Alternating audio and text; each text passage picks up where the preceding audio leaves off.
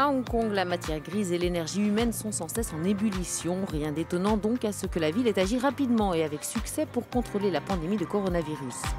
Hong Kong a misé sur de solides mesures de santé et de sécurité alliées à une bonne dose de technologie. Dans cette édition de Spotlight, nous rencontrons des personnes qui participent à la lutte contre le Covid-19 à Hong Kong et ailleurs. Direction d'abord l'aéroport de la ville, où des Hongkongais, mais aussi des robots, sont mobilisés pour traquer le virus. En tant que principal point de liaison entre Hong Kong et le reste du monde, l'aéroport était un endroit clé à contrôler pour freiner la circulation du Covid-19 et il a fallu agir vite. Steven Yu de l'autorité aéroportuaire nous a rejoints. Steven, quelles sont les difficultés face à la pandémie ? C'est un défi en termes de main-d'œuvre et de ressources, mais nous sommes bien préparés. Je pense que les gens se souviennent encore de 2003 et de l'épidémie de SRAS. L'aéroport a mis en place une batterie de mesures, à commencer par une vérification de la température. Avant de les autoriser à accéder au terminal, nous contrôlons la température des voyageurs. S'ils ont en dessous de 37,5, alors ils pourront entrer dans le terminal.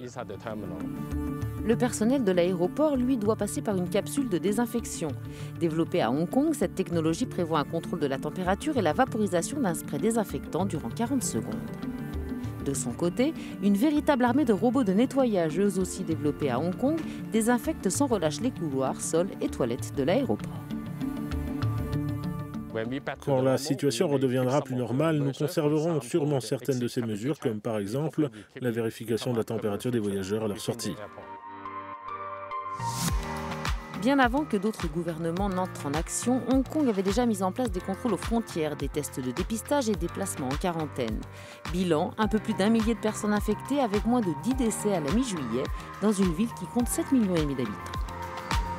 Les nouvelles technologies utilisées à l'aéroport ne sont que quelques exemples de la façon dont les entreprises technologiques et biotechnologiques de Hong Kong collaborent avec le monde universitaire pour lutter contre la pandémie. L'université polytechnique a travaillé sur des écrans faciaux en utilisant des imprimantes 3D. Le professeur Ao Chung Man dirige l'équipe. Alors Ao Chung, vous avez demandé à des infirmières de vous livrer leurs impressions.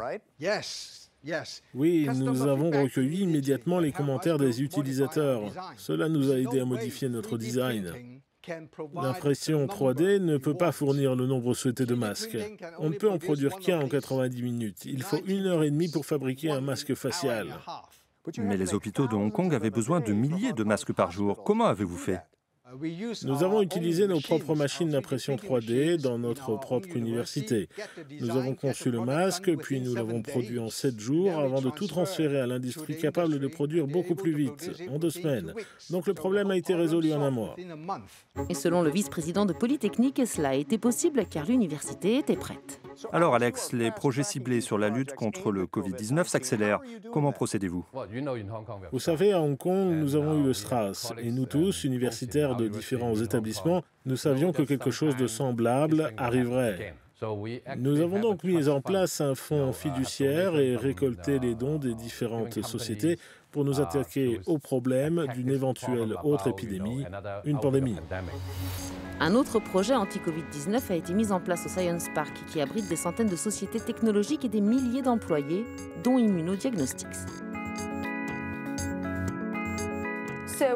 Nous avons officiellement commencé le travail début février et en 2 semaines, nous avions déjà produit 3 kits de diagnostic de dépistage.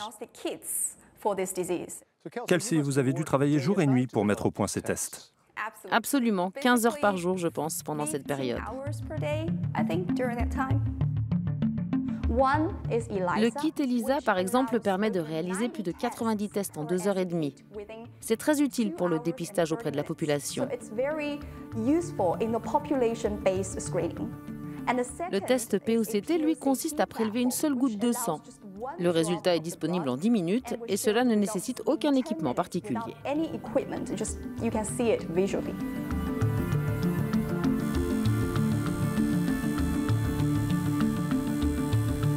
Cette technologie qui contribue à sauver des vies à Hong Kong est exportée dans le monde entier.